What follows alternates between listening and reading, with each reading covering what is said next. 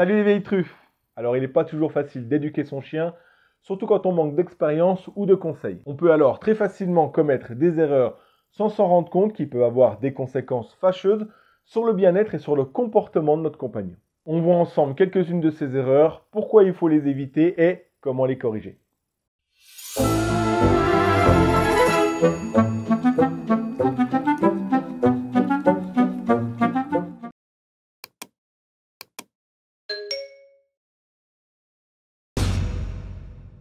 La première de ces erreurs, ne le considérez pas comme un enfant. En traitant votre chien comme un enfant, vous risquez de le nuire sur différents niveaux. Vous risquez de lui faire perdre son identité canine et de lui imposer des comportements qui ne lui sont pas naturels et qui vont l'handicaper dans le futur. Par exemple, si vous le prenez sans cesse dans vos bras, que vous l'embrassez sans arrêt ou que vous l'habillez comme une poupée, vous pouvez le mettre mal à l'aise, le frustrer ou le stresser. Certains chiens s'en accommodent par habitude, mais aussi parce qu'en procédant de cette manière dès son plus jeune âge, vous ne lui permettez pas d'explorer et de comprendre le monde qui l'entoure, et par conséquent, il héritera de craintes infondées. C'est un cercle vicieux car plus il sera dans vos bras, plus il se sentira en sécurité et plus il sera peureux envers le monde qui l'entoure, et plus vous aurez la sensation d'être la solution à ce problème alors que vous en êtes la cause. C'est un rapport malsain qui ne profite qu'à vous, puisqu'il vous permet d'étancher un besoin émotionnel personnel, au détriment des besoins fondamentaux de votre animal. Et oui, il faut savoir que prendre son chien pour un enfant peut être lié à un transfert émotionnel personnel. C'est-à-dire que vous projetez sur votre chien vos propres sentiments ou ceux que vous avez éprouvés dans le passé, envers un être cher par exemple, ou la non-réalisation d'un projet familial. De ce fait, vous pouvez rechercher à combler le vide en adoptant un chien et en le traitant comme votre enfant. Évidemment, ce n'est pas une bonne idée car, outre le fait de vous empêcher de vous reconstruire, cela peut aussi vous faire oublier que votre chien est un animal et non un humain. Et ça, votre animal, lui, il n'en est pas conscient et puis il n'a rien demandé. Gardez donc à l'esprit qu'un débordement d'affection n'est pas forcément lié à une déclaration d'amour. Privilégiez davantage le respect de l'autre en permettant à votre chien de vivre sa vie de chien et d'être considéré comme tel. De cette manière, vous sortirez d'une relation à sens unique et serez bien plus attentif au comportement de votre chien et à son langage corporel. Ne pas le laisser se socialiser. Ne pas laisser à votre chien la possibilité de se socialiser correctement est un non-sens absolu puisque les chiens sont des animaux sociables par nature. N'oublions pas que nos chiens domestiques sont les descendants du loup qui sont des animaux qui vivent en meute et qui communiquent entre eux par des signaux olfactifs, visuels ou sonores. Ah ouais, même toi mon petit gars. Les chiens ont donc conservé ses instincts, mais surtout ses besoins. Sans socialisation, vous exposez votre animal à de sérieux problèmes de comportement, comme de l'agressivité envers les autres chiens ou les autres personnes, mais pas seulement. Il peut être mal à l'aise dans des situations nouvelles ou inconnues, comme les visites vétérinaires, le toilettage, les transports ou les solutions de garde, comme les pensions canines par exemple. Il peut aussi développer des troubles anxieux, comme l'anxiété de séparation. Alors comme ça, on aurait tendance à penser que ces problèmes surviennent surtout avec les autres. Eh ben non. Un chien qui n'est pas socialisé correctement peut aussi avoir du mal à s'adapter à la vie de famille. Il peut ne pas comprendre les règles de vie ou les codes de communication. Il peut aussi être moins complice avec son maître ou avec les autres membres de sa famille. Je vous encourage donc fortement à procéder à la socialisation de votre animal dans les règles de l'art. C'est-à-dire qu'il ne suffit pas de présenter votre chien à tout le monde pour qu'il soit socialisé. Il faut aussi respecter son rythme, ses envies et ses limites, ainsi que celles des autres. En effet, à chaque chien sa propre personnalité et sa propre sensibilité. Il faut donc lui permettre de saluer, de jouer et d'interagir avec ses congénères sans le forcer ni le brusquer. Et ça, c'est avant tout avec vous que votre chien va l'apprendre et c'est ce qui nous amène au conseil suivant.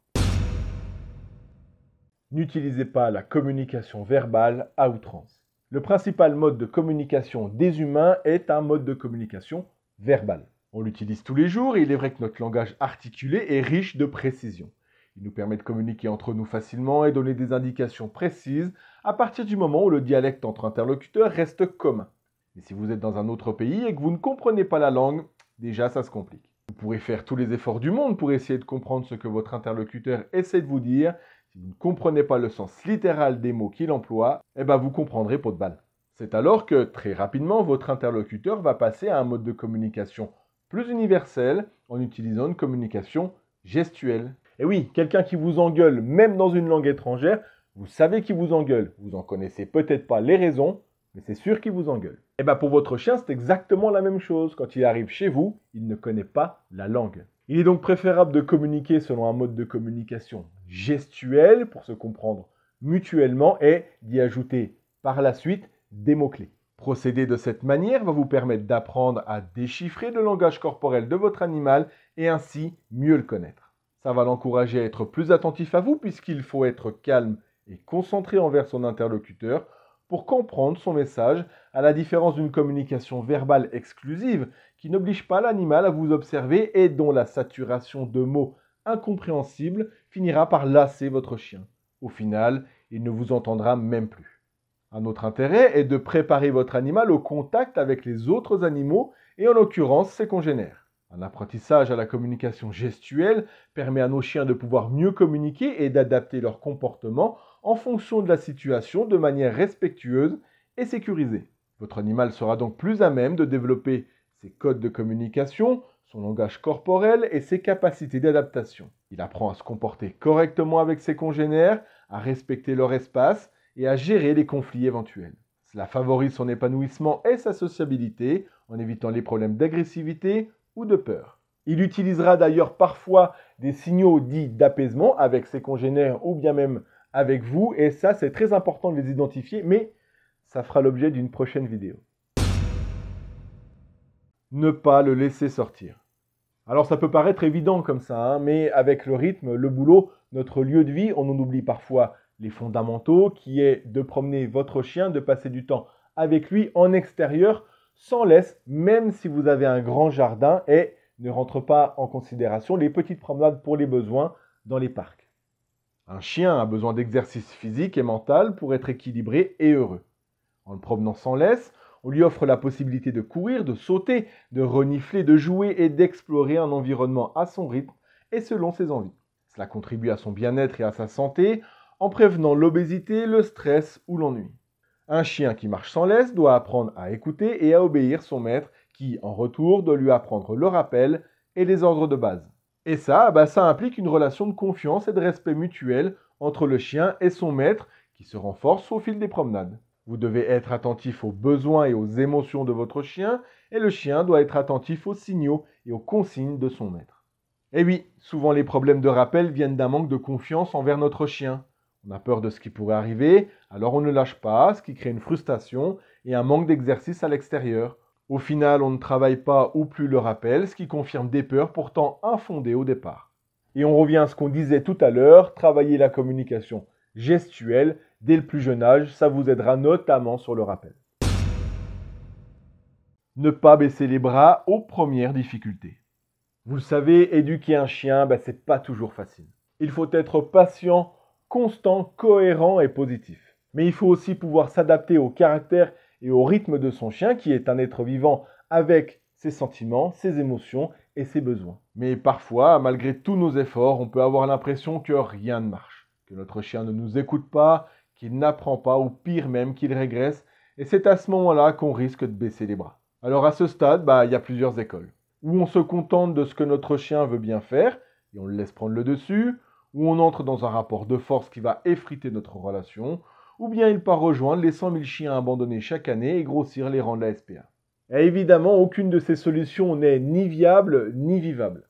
Dans une situation compliquée avec votre animal, la première chose à faire est de parvenir à identifier vos difficultés et d'en prendre la mesure.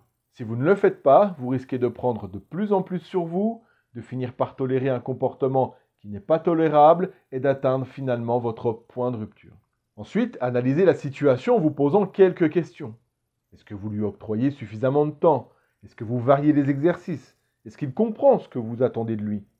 Est-ce que vous respectez son rythme d'apprentissage? Est-ce qu'il a un problème de santé?